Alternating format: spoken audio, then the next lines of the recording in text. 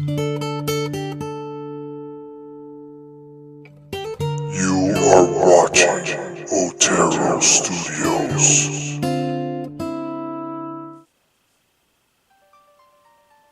Hi.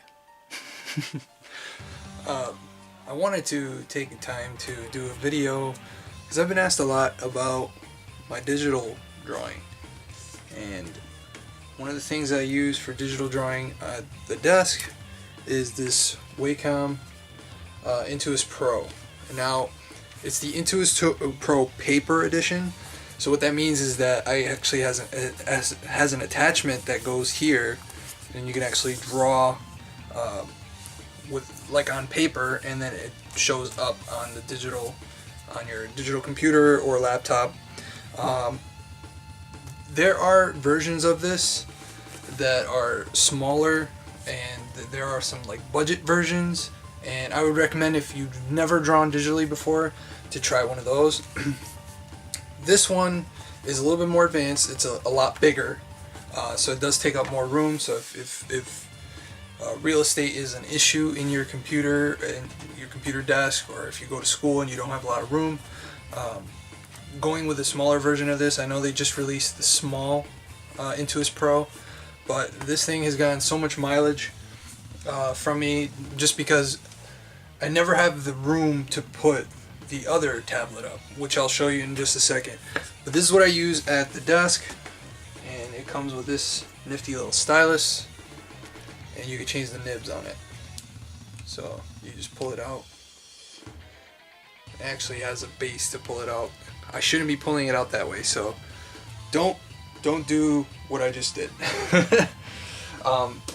This is the station that this takes the nib out. See, it actually has the instructions on there. My light's a little bright, but and then the nibs are inside, and so it screws on like so. And this is the one that I use for live streams. So when you see me drawing at the table, this is what I use. And now to show you the other tablet. Alright, so this is the other tablet. This is the one I take to shows with me. When I go to work, this is what I use for my breaks, just to get some extra work done. This is called the Cintiq Companion 2. This came out in 2015, I believe. That's when I got it, and now it's obsolete because Wacom has made the Studio, or the Wacom Mobile Studio, or the Studio Pro. And the big difference with that one is just that it has Windows 10 on it, and it's more streamlined. This one's pretty heavy. It's at least 5 or 6 pounds. Even if I take this back piece off, it's still pretty heavy. The battery on this isn't that great, but you know, if I'm tethered to a wall, and then I put some stickers on there, just so I know if someone ever grabs this, I know it's mine because it's got stickers on it. The big difference too is that this is the Studio Pro 2 pen that came with the Intuos Pro. This one uses a different pen, which is packed away because I have a convention. But that one is the first version of that pen, and it works great for me. It's funny because that pen works on the Intuos, but the Intuos 2 pen does not work on the Cintiq Companion. Now this is like a smaller version of the 27 HD that came around the same time, and the 22 HD. Those you need a computer. This one has built-in Windows 7 or Windows 8.1, and so you can essentially play video games on it, surf the web. I don't do any of that because I have my streaming computer and my editing computer. So this one is mostly just for drawing. Every now and then when I was teaching, I would show the video, show some YouTube videos on here for the kids.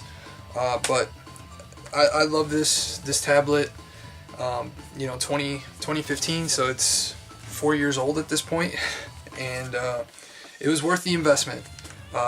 This ran me about $3,000. It's really expensive computer, but you know, for what I got out of it, it's definitely worth it. So what I would recommend for beginners, definitely recommend the smaller version of this. I'll link it in the description so you guys can check it out. The smaller version is the Intuos Pro Small. So you can see here, oh, flip it there. Intuos Pro, then there's a small. But if you go into Michael's or Best Buy, they do have the beginner version. Now, the difference with the beginner versions is they don't have as much pressure sensitivity. So if you're just getting your feet wet with digital art, that's the way to go. But like I said, you're not going to notice the smooth movements. You're going to have less room to draw on. So if you like having a lot of room to draw, maybe spending a little bit more and getting the Intuos Pro. A lot of people are scared to do the hand-eye coordination because you're not drawing right on the screen. You're actually drawing here and then looking at the screen. So if that's the case, the Cintiq is the way to go. As far as expense, it can get really pricey. You can get the stock version of something like this. Even on eBay now, you can get an older version of this. Or I don't have one personally, but an iPad Pro. I've drawn on them, and I believe that they're just as good. The biggest drawback is that you're using the Apple ecosystem. So the problem with the Apple ecosystem is that you don't have things like desktop versions of programs. So you can get Sketchbook Pro, but it's the mobile version of Sketchbook Pro.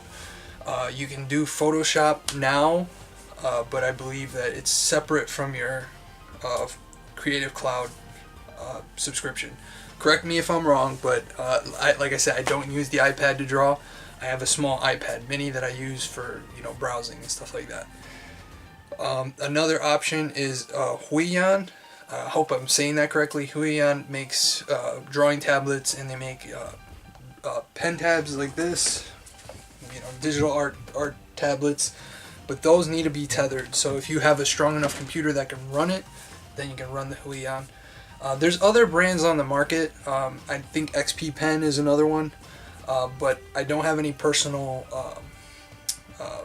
use with those, so I'm not sure if they're good or if there's any drawbacks. They might be even better than the Wacom. So I would definitely recommend just giving them a shot. The Apple iPad, you can actually go to an Apple store and try it out and see if you like it.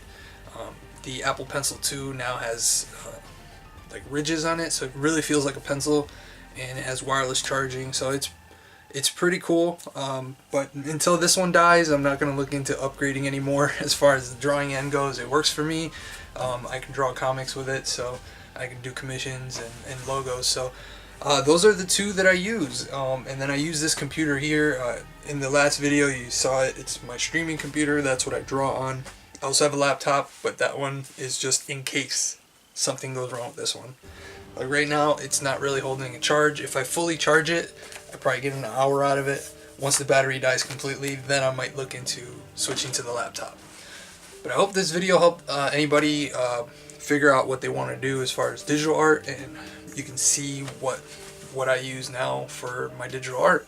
Thank you so much for watching, and don't forget to keep it over 9,000. Take care.